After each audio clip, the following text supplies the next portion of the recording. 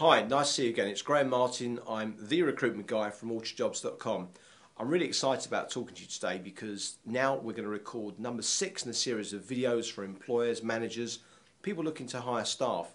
In number 5, we started talking about why you should or why you shouldn't use local advertising or maybe specialist trade press. But today we want to talk about how to write a really good advert. And the concept is the same, whether it be for a local advert, trade or specialist press, or maybe on the internet. I want to give you my gold nuggets. Now, in over 25 years of spending hundreds, and I mean hundreds of thousands of pounds on advertising, I've found that there are a couple of things that really have worked for me and for my company. I want to pass those on to you today, but I also want to give you some information about the mistakes that, in my humble opinion, lots of people make that prevent them from getting really good response. Now, the number one thing is you're writing this advert purely from an employee's point of view, not from the employer's point of view. And so many times the mistakes that people make relate to bad grammar and bad style. Now, from a grammar point of view, why would you put an opportunity has arisen for? Of course the opportunity has arisen, otherwise you wouldn't be advertising that particular vacancy. But start thinking about it from the employee's point of view. When they're looking to join a company, they probably know what the role is. You know, most, let's say, credit controllers, they're the same, 80% of the duties are the same in one company to the other. A warehouseman the same, let's say an office manager or a warehouseman or a credit controller, it's going to be the same duties.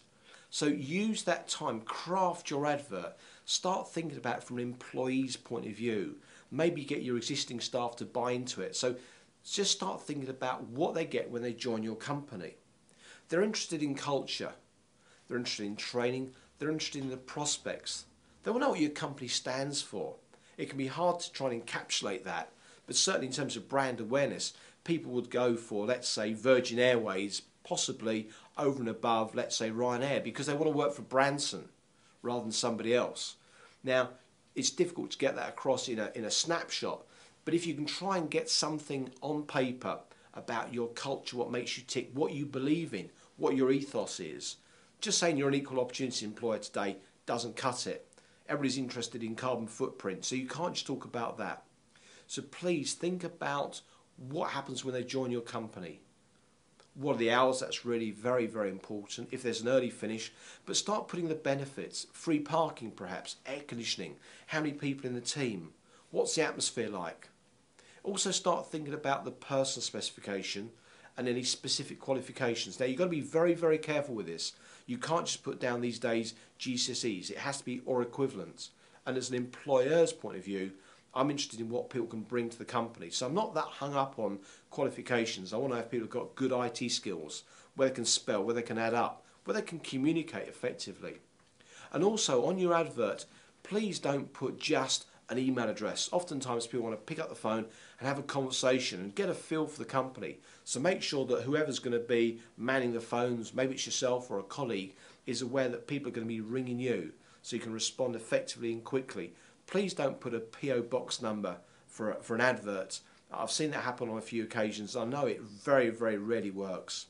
But remember, of course, that when you do write an advert, not only is it for the person that's looking to apply, but also it's about the way you represent your company to your existing staff, maybe your shareholders, maybe your competitors, maybe your suppliers or your clients. So just think at that point, that's a snapshot of your business. So please take some time, get your pen, get your pad, craft it, take care with it, and maybe put it across the desks of some other people in your business, either people that are doing the job now or colleagues or not, or maybe friends and family. Would you apply to this?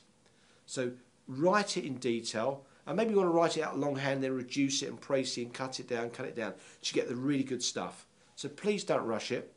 Great advertising is very effective. Bad advertising, you might as well chuck £50 notes out the window.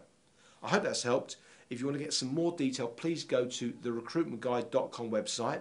We look forward to talking to you in the next video blog. So that's Graham Martin, the recruitment guy from orchardjobs.com, saying goodbye.